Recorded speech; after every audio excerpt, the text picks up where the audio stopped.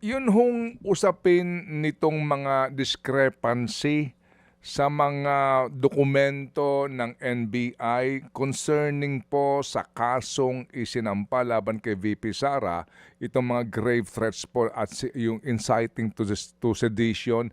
Pwede ho bang mahingian namin kayo ng reaksyon doon po sa mga napanood natin kahapon? Well, base naman po dun sa testimonya ni Director Lotok, makikita naman po natin talaga may mga typographical error.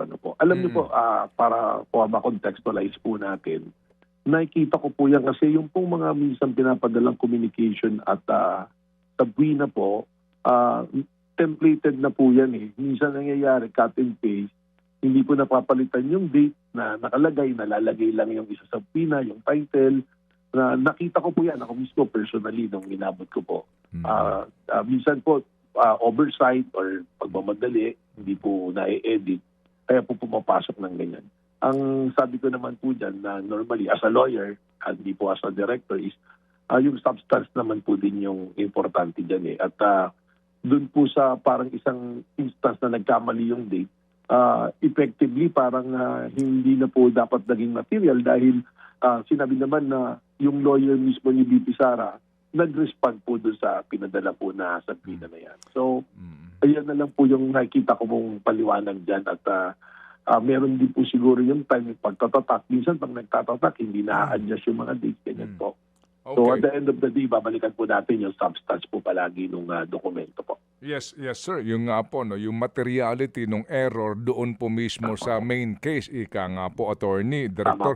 Pero kasi kahapon po may mga, kung napanood ninyo, pinupulaan ng NBI, no? So dito po, anong leksyon dito? Considering nga po na kayo po ang pinaka, di ba? NBI nga kayo, na hindi po maturingan na parang burara o pabaya o hindi thorough ang NBI po sa gantong mga uri po ng usapin, Director? Tama po yan. That's why I made the directive that everything should be proofread, checked. Kaya nga po kayo, mga pinipirmahan ko, ilan yung naka-initials dyan.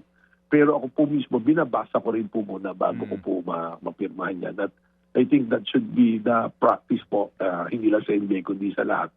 Sapagkat sometimes, nagiging material po yung mga dates eh. Buti na lang dito sa pangyayaring to, yung date sa maliman na ganyan, alam naman natin na it is unlikely na ganun yung date dahil hindi pa nangyari yung event eh, may sabihin ka na before that. Po. Mga kapatid, patuloy po kayong tumutok sa 105.9 True FM para sa totoong balita, informasyon, music and entertainment. Mag-subscribe sa aming YouTube channel at podcast at sundan nyo kami sa Facebook, Instagram, X at TikTok sa True Network PH. Bisitahin din po ang aming official website, truefm.ph. At panoorin din kami sa True TV Signal, Channel 19. Kami po ang 105.9 True FM. Laging true sa'yo, kapatid.